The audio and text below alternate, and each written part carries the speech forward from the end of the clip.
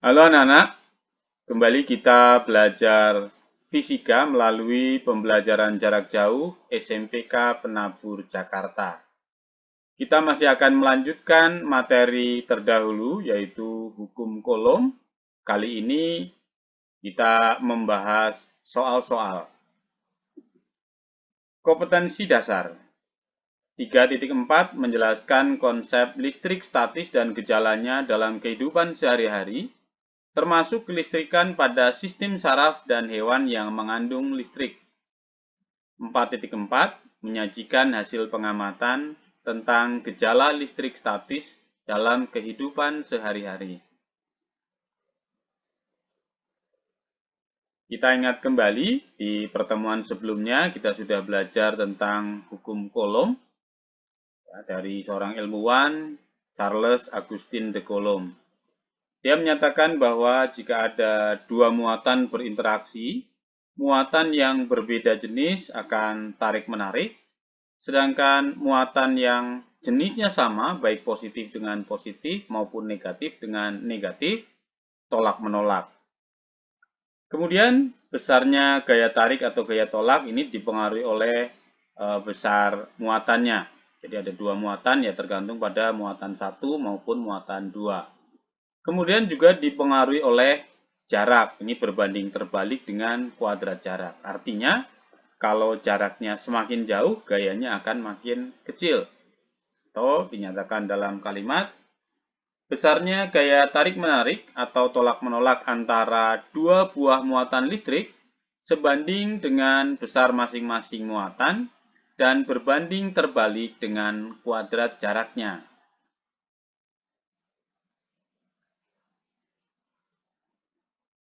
Nah, besarnya gaya Coulomb, rumusnya F sama dengan K konstanta dikalikan Q1 kali Q2 per R kuadrat, di mana F adalah besarnya gaya Coulomb dalam satuan Newton, Q1 dan Q2 adalah muatan benda, ya, muatan listrik dari benda dalam satuan Coulomb.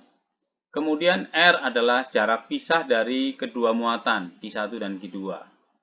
K adalah konstanta gaya Coulomb yang besarnya 9 kali 10 pangkat 9 Newton meter kuadrat per Coulomb kuadrat. Muatan listrik sebesar 1 Coulomb ini cukup besar, maka seringkali dinyatakan dalam mikrocoulomb. Besar muatan listrik 1 mikrocoulomb adalah 10 pangkat min 6 Coulomb atau 1/1000 Coulomb. Mari kita berlatih soal dari nomor 1. Dua bola bermuatan masing-masing muatan A 4 mikrocoulomb dan muatan B 2 mikrocoulomb berjarak 30 cm. Tentukan besar gaya antara bola A dan bola B. Di sini diketahui, yang pertama muatan A tadi 4 mikrocoulomb, muatan B 2 mikrocoulomb, jaraknya 30 cm, dan kita ingat konstanta gaya Coulomb 9 kali 10 pangkat 9 Newton meter kuadrat per Coulomb kuadrat.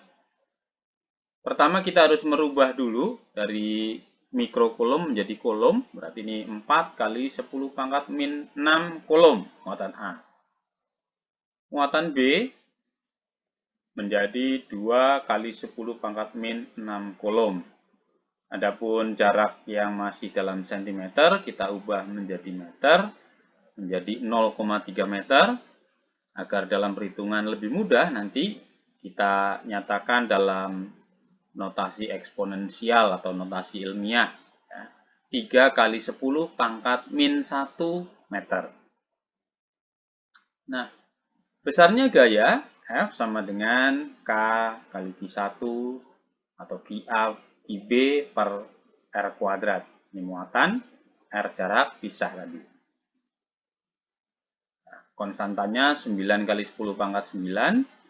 Muatan A 4 kali 10 pangkat min 6, muatan B 2 kali 10 pangkat min 6, dan jaraknya 3 kali 10 pangkat min 1, kemudian dikuadratkan. Ya. Sama dengan, nah ini angka depannya saya pindahkan semua menjadi 9 kali 4 kali 2 ya, 9, 4, 2. Kemudian ini menjadi 10 pangkat min 3. Nah, 10 pangkat min 3 ini dari mana? 10 pangkat min 3 dari 9 min 6 dikurangi 6. Jadi ini pangkatnya ya, pangkat 10 pangkat 9, 10 pangkat min 6, 10 pangkat min 6 jadi 10 pangkat min 3. Kemudian 9 di depan ini, oh ya 3 kali 10 pangkat min 1 kuadrat, jadi 9 kali 10 pangkat min 2. 9-nya kita coret, kita dapatkan 4 kali 2, 8. Kemudian kali 10 pangkat min 1. Dari mana min 1? Ini min 3 dikurangi min 2. Pangkat yang atas dikurangi dengan pangkat yang bawah. Berarti 0,8 Newton. Karena ini positif dengan positif, tentu gayanya tolak-menolak. Oke. Kita lanjutkan dengan nomor 2. Dua bola bermuatan listrik, masing-masing muatan 1, 3 mikrocoulomb, muatan 2, 8 mikrocoulomb, tolak-menolak dengan gaya sebesar 2,4 Newton. Hitunglah jarak kedua bola tersebut. Oke, diketahui muatan pertama 3 mikrocoulomb, muatan kedua 8 mikrocoulomb, kemudian gayanya 2,4 Newton.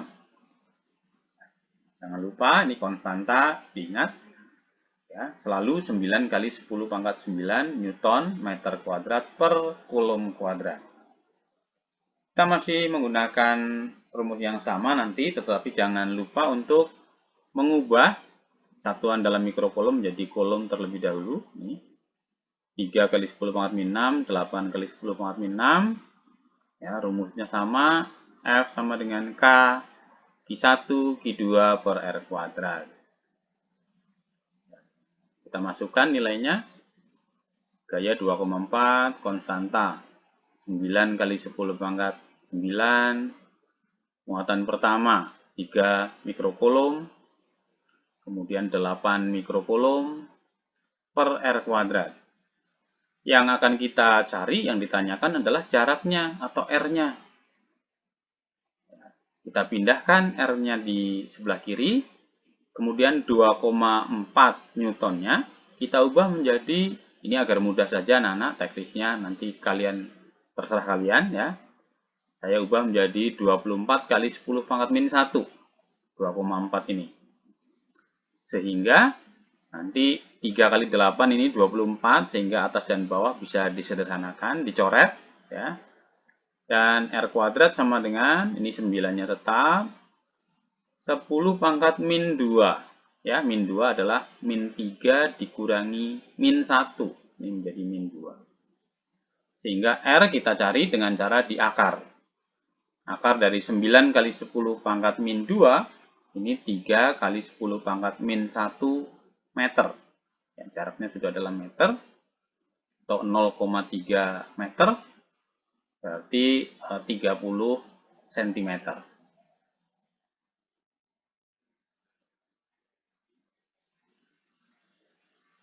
Nomor 3, dua benda bermuatan masing-masing kita sebut Q1 dan Q2. Berjarak R, tolak-menolak dengan gaya sebesar 2 Newton. Berapa gaya tolak-menolak jika muatannya ini dirubah ya, menjadi seperti ini. Dirubah, Q1-nya menjadi 3 Q1 atau Q1-nya menjadi 3 kali lipat. Kemudian muatan keduanya setelah dirubah menjadi 4 kali muatan mula-mula. Ya, muatan pertama dirubah menjadi 3 kali mula-mulanya. Muatan kedua dirubah menjadi 4 kali dari muatan awal mula-mula. F1 atau gaya mula-mula adalah 2 Newton. Nah, setelah dirubah, gayanya menjadi berapa? Ini F2. Oke, kita ingat bahwa besarnya gaya sebanding dengan hasil kali besar kedua muatan. Jadi kita gunakan perbandingan.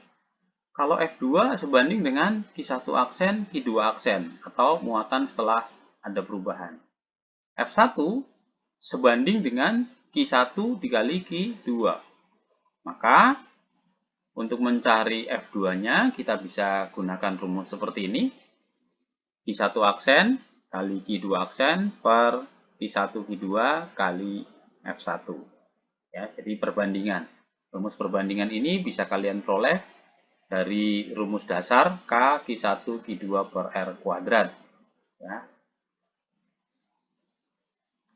Kita masukkan yang diketahui di soal tadi bahwa Q1 aksen adalah 3 Q1. Kemudian Q2 aksen, Q2 setelah ada perubahan adalah 4 kali muatan Q2 mula-mula. Kemudian F1-nya ini adalah 2 Newton dimasukkan. Kemudian bisa disederhanakan, bisa dicoret nih Q1 dengan Q1, Q2 dengan Q2 dicoret. 3 kali 4 ini 12 kali 2 hasilnya 24 Newton. Jadi gaya mula-mula 2 Newton, setelah besar muatan masing-masing benda diubah menjadi 24 Newton. Kita lanjutkan dengan soal nomor 4. Dua benda bermuatan masing-masing Q1 dan minus Q2. Berjarak 4 cm. Tarik-menarik dengan gaya sebesar 36 Newton. Ya, ini tarik-menarik karena kedua muatan berbeda jenis. Satu positif, satu negatif. Adapun cara menghitung sebetulnya sama. Yang membedakan adalah kalau muatannya sama, besarnya gaya adalah tolak-menolak, menjauhi. Sedangkan kalau berbeda tanda, berbeda jenis, itu tarik-menarik. Berapa gaya tarik-menarik jika jarak benda dirubah? Ya, kalau dirubahnya mendekat, menjauh, tentu akan berbeda ya. Dirubah menjadi 12 cm. Mula-mula 4 cm. Jika jarak benda dirubah menjadi 12 cm, gayanya menjadi berapa? Dari mula-mula 36 Newton. Ingat bahwa besarnya gaya berbanding terbalik dengan kuadrat jarak. Maka kalau menggunakan perbandingan, F2 per F1 sama dengan R1 per R2 kuadrat. Berbanding terbalik dengan kuadrat jarak. Jaraknya ini dibalik, yang atas jadi di bawah, kemudian dikuadratkan. Sehingga kita dapatkan F2 itu sama dengan R1 per R2 kuadrat kali F1. Ini bisa kalian ingat ya rumus ini untuk perbandingan jika jarak muatannya dirubah dari kondisi mula-mula. Tinggal dimasukkan. Ini bisa langsung dimasukkan nilai 4 cm-nya tanpa merubah meter. Karena jarak mula-mula maupun jarak akhir dua-duanya dalam satuan cm ya. Kalau satuannya tidak sama disamakan terlebih dahulu, atau bisa juga dua-duanya diubah dulu menjadi meter ya. Oke, kita lanjutkan. Ini F1-nya 36. 4 dibagi 12 sepertiga kuadrat, kemudian kali 36. Sepertiga kuadrat itu 1/9 dikalikan 36 sama dengan 4 Newton. Ya, terlihat bahwa ketika jarak benda menjadi 3 kali lipat, makin jauh, gayanya mengecil. Mengecilnya bukan sepertiganya, tetapi 1/9, yaitu dari 1/3 kuadrat. Ya, saya ulangi, ketika jaraknya menjadi 3 kali lipat, gayanya menjadi 1/3 kuadrat. Nomor 5. Dua bola konduktor masing-masing bermuatan Q1 dan Q2 berjarak 10 cm saling tolak dengan gaya sebesar 20 Newton. Berapa gaya yang bekerja jika muatannya diubah menjadi 2Q1 dan 3Q2, sedang jaraknya menjadi 20 Newton. Oke, diketahui R1 atau jarak mula-mula 10 cm, gaya mula-mula yang bekerja adalah 20 Newton, muatan Q1 mengalami perubahan, tadinya Q1 menjadi 2 kalinya, sedangkan benda kedua muatannya berubah dari mula-mula Q2 menjadi 3 kali lipatnya. Kemudian jaraknya berubah dari tadinya 10 cm menjadi 20 cm. Ditanyakan F2 atau gaya setelah mengalami perubahan muatan maupun perubahan jarak. Kita masih menggunakan perbandingan dari contoh soal sebelumnya nomor 3 dan nomor 4. Kali ini dipengaruhi oleh perbandingan muatan dan juga oleh kuadrat jarak ya, kebalikan atau perbandingan terbalik dari kuadrat jaraknya. Sehingga F2 bisa kita tuliskan dengan Q1 aksen, Q2 aksen dibagi Q1, Q2 dikali dengan R1 per R2 kuadrat kalikan F1. Jadi rumus F1 ini pindah ke kanan. Kemudian kita masukkan nilai masing-masing. 2Q1, kemudian ini 3Q2, Q1 per Q2, kali Q2 ya. Kemudian ini jarak muatannya R1 atau mula-mula 10, ini 20. Kemudian gaya mula-mula adalah 20 Newton. Kita bisa sederhanakan dengan mencoret yang sama, ini Q1, Q1 dan Q2 dihilangkan, sehingga F2 sama dengan, ini 2 kali 3, 6, 10 per 20, setengah dikuadratkan seperempat, kemudian dikali 20. Ya, hasilnya sama dengan 30 Newton. Ya. Kalau 20 bagi 4, dapat 5, 5 kali 6, 30 Newton. Kita lanjutkan dengan nomor 6. Perhatikan 3 bola bermuatan A, B, C ya, yang masing-masing berjarak AB 1 meter, BC 2 meter. Diketahui muatan bola A adalah 2 kolom, bola B bermuatan negatif, kita belum tahu di sini berapa, tidak diketahui. Dan bola C bermuatan positif. Jadi ini positif, negatif, positif lagi.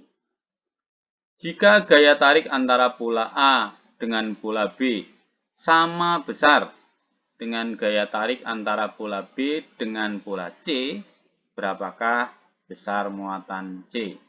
Jadi B ini akan ketarik ke kiri dan juga ketarik ke kanan karena muatannya berbeda jenis. Kita tuliskan F antara AB sama dengan F BC. Gaya AB dengan gaya BC sama besar. Rumus gaya kolom K, ini QA QB per R1 kuadrat, ya, yang kiri. Kemudian BC ya sama juga, ini konstanta. Kemudian muatan yang berinteraksi adalah muatan B dengan muatan C, IB, IC per R2 kuadrat. Ada variabel yang sama di kiri dan kanan sehingga bisa kita coret, kita sederhanakan, K-nya dicoret. Kemudian ini QB ada di kiri dan kanan dicoret sehingga menjadi lebih sederhana seperti ini. QA per R1 kuadrat sama dengan QC per R2 kuadrat. Kita masukkan, ya, muatan A-nya adalah 2 kolom, jaraknya 1 meter, QC adalah yang kita cari, kemudian jarak yang kedua, yang kanan ini 2 meter kuadrat. Dari sini kita dapatkan kalikan silang, QC kali 1 berarti tetap QC, ini 2 dikali 2 kuadrat.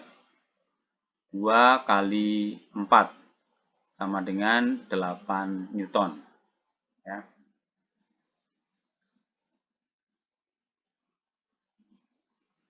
Nomor 7. Ada 5 pola konduktor, yaitu pola A, B, C, D, dan E. Diketahui pola A dan B interaksinya ini tolak-menolak.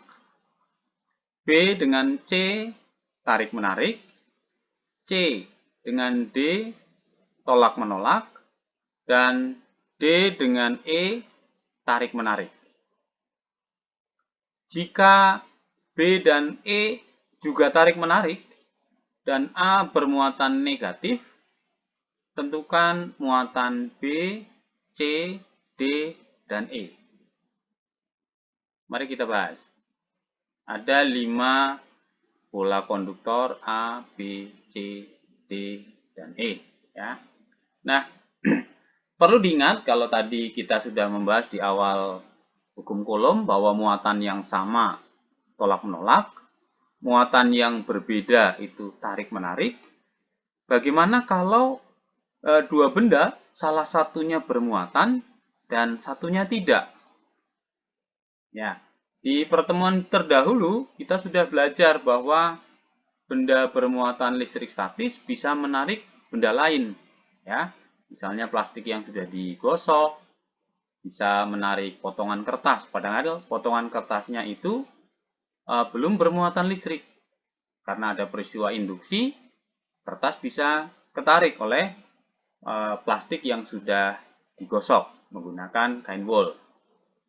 Nah, di sini berarti benda bermuatan dengan benda netral atau benda tidak bermuatan dapat tarik-menarik. Oke, saya ulangi. Kalau tolak-menolak, pasti dua-duanya bermuatan dan sama. Tetapi kalau tarik-menarik, bisa dua-duanya bermuatan berbeda jenis, tetapi ada kemungkinan lain bahwa salah satunya adalah benda bermuatan dan benda yang lain boleh jadi adalah benda netral. Oke, mari kita bahas. Diketahui A bermuatan negatif. Ya. Kemudian dari pernyataan pertama, A dan B tolak-menolak. A dan B tolak-menolak. Kita dapatkan kalau A dan B tolak-menolak, kita pastikan bahwa B pasti negatif. Ingat, muatan yang sejenis tolak-menolak, berarti dua-duanya bermuatan. Kemudian di soal di sini B dengan C tarik-menarik. B dengan C tarik-menarik. B-nya negatif. Kemungkinannya apa? Kalau B-nya negatif, mungkin C-nya positif. Tetapi bisa saja ya C mungkin benda netral. Karena benda bermuatan dengan benda netral juga tarik-menarik. Oke, kita lanjutkan dulu. C dan D tolak-menolak. Nah, karena C dan D tolak-menolak, kita tahu bahwa kalau tolak-menolak pasti keduanya bermuatan.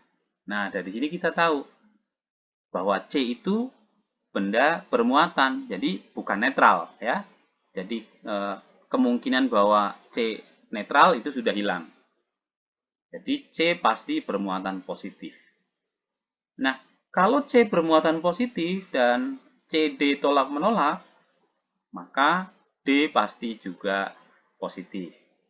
Ya, sudah kita dapatkan B, C, D. Selanjutnya yang E.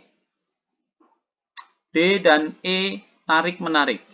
Oke, D dengan E ini di soal kalimatnya tarik-menarik.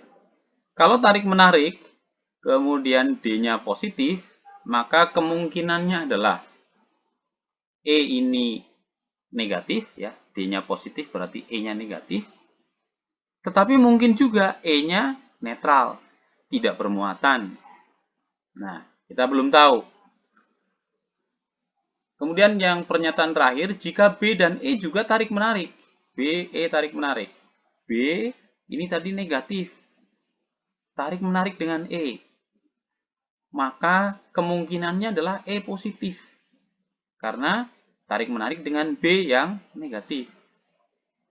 Atau E mungkin netral. Nah, sekarang kita lihat ya.